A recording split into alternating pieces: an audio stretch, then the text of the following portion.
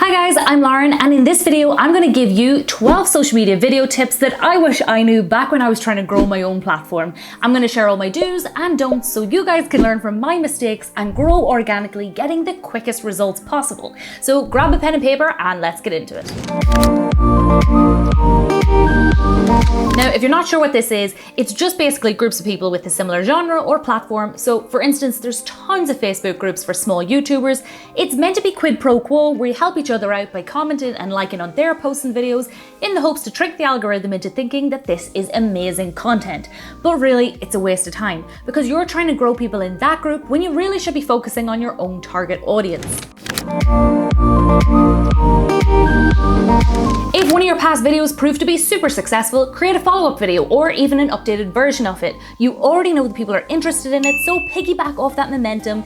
And repurposing content is also a great way to avoid burnout. You can save yourself hours of filming by reusing old content in a new way. And don't worry if you filmed a video horizontally for YouTube, you can still resize that video and use it for TikTok using Veed. I will pop a video link for this now on the screen.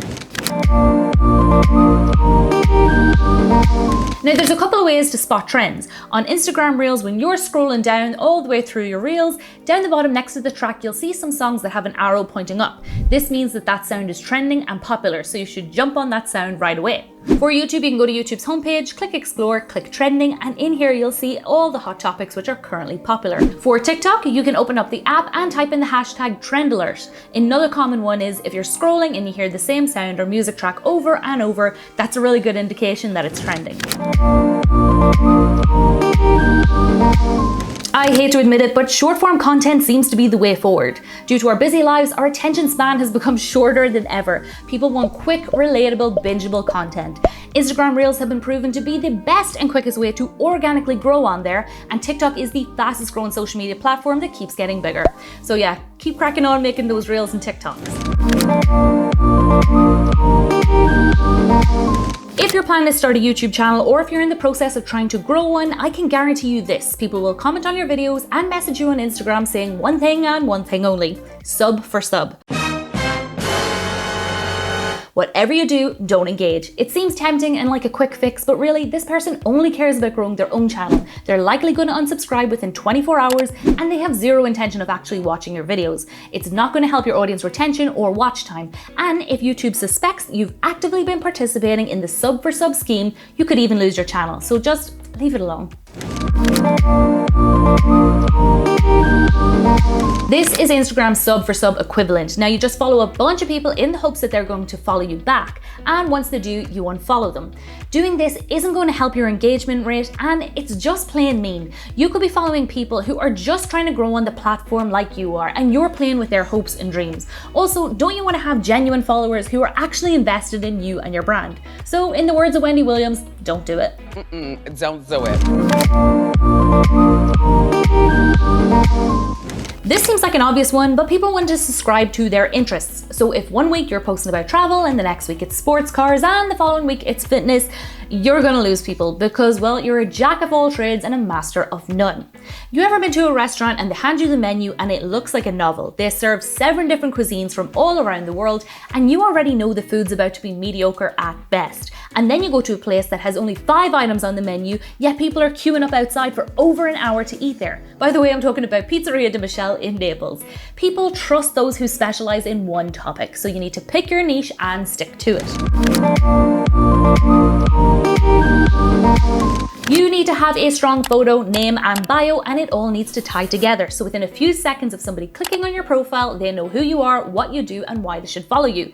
And if you're seriously trying to make a business out of this, nobody needs to know about your astrology sign, your coffee addiction, or your birthstone. Your bio is solely about why someone should follow you and what you can offer them. Your photo and name needs to be consistent across all your social media channels. You'll see that my email, Instagram, and YouTube, it is all exactly the same. It really just makes it easier for someone who, let's say, found you on YouTube to go and find and follow you on other platforms too. Now, your post can actually be removed from Instagram if you use copyright music, and if you get caught using it on YouTube, you'll get a strike, a 2-week ban, and you can even lose your channel. So if you need stock footage, audio, and sound effects, Veed has an entire library of them. I will pop a link for my video on screen now where I show you where to find free copyright-free music and how to add it to your videos. layman's terms, it means the process of improving your chances of ranking in search when somebody looks up your product or business through a search engine like Google or YouTube. I'll be honest with you, it takes a lot of time and research, but the good news is that third-party sites such as TubeBuddy, vidIQ and Ahrefs will all help you find the right keywords to use, especially when it comes to YouTube. This is a given because you don't get something for nothing. If you want subscribers and followers, you need to provide value in the form of information, entertainment, motivation, and inspiration. Whichever one you choose will be dependent on the niche that you pick. Now, every social media platform out there is fighting for your attention, and the more time that you spend on that platform, the bigger the reward. However, you can't be in 5 places at once because you're going to burn out. Instead, just pick one platform that you want to focus on and post regularly to it. You will soon see that you're rewarded for engaging and spending so much time on that one platform.